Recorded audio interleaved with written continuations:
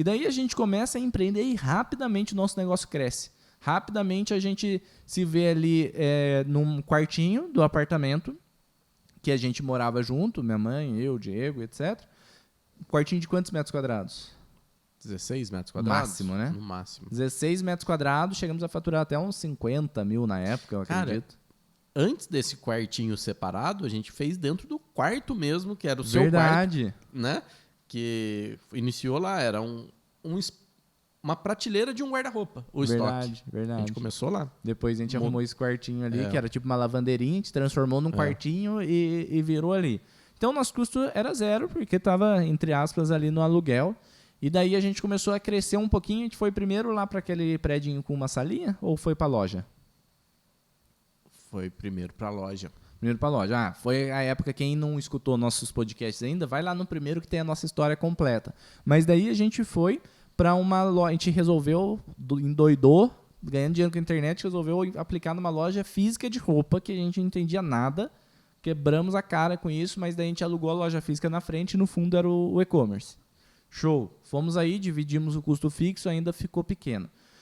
Fechamos a loja e fomos para um complexo de salas de 12 metros quadrados. A gente alugou uma sala, depois alugou outra. O aluguel era 350, 400 reais. Muito baratinho. Então, até aí, na sorte, a gente foi acertando no custo fixo. A gente saiu de casa para profissionalizar, para abrir outro negócio junto com o e-commerce ali, e foi com custo fixo baixo. Só que aí a gente já foi para o galpão de lá? Não.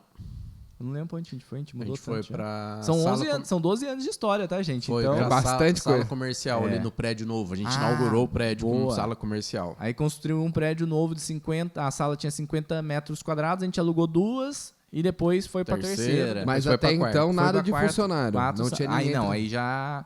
Cara, em casa a gente já começou a ter funcionário. Foi um funcionário. Na loja foi um funcionário e um estagiário. Eu acredito que já foi isso, que vai ser uma dica de ouro que a gente vai passar para todo empreendedor aqui daqui a pouco. Me lembra de a gente falar disso. E daí, quando foi para essa sala comercial de 50 metros quadrados, que a gente começou a faturar muito alto e errado, que a gente começou a contratar funcionário, alugar aí sala tá o comercial. erro nosso, cara. Foi tipo uns 3 anos depois, mais ou menos, que a gente começou, 3, 4 anos depois.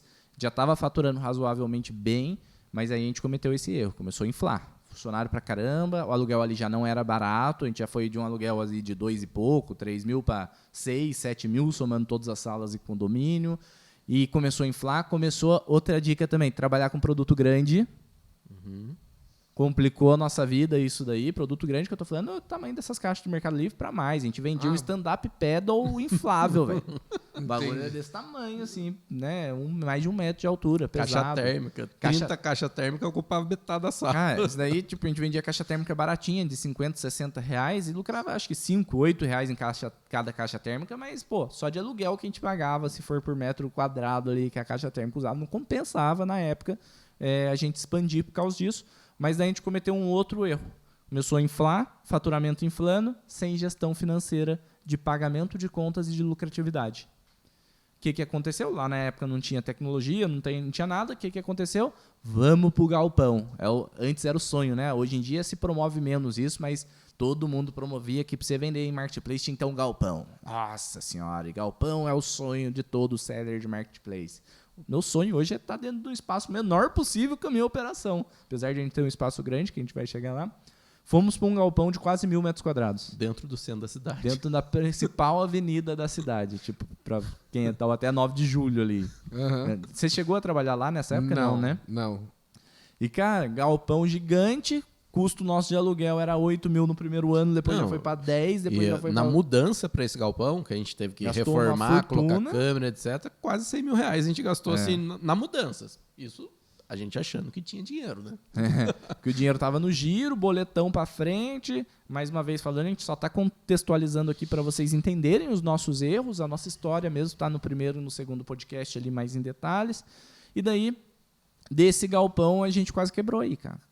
Funcionário pra caramba, alto custo, investimento gigante. Resolvemos abrir uma loja física, gastamos mais uns 30, 40 mil ali dentro do galpão para preparar para a loja física, no mínimo, né? Enfim. Foi um Celta, né, que a gente gastou.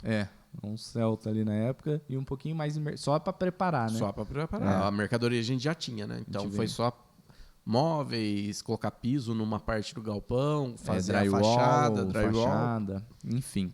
Aí, a loja também tava um lucro baixíssimo ali, fora o fluxo de caixa, fora o investimento. Aí chegou uma hora que as contas não fecharam. Né? A gente não tinha dinheiro para pagar a conta, a gente falou, caraca, o que está acontecendo? Daí a gente começou a analisar. Custo muito alto. Falta de gestão em precificação.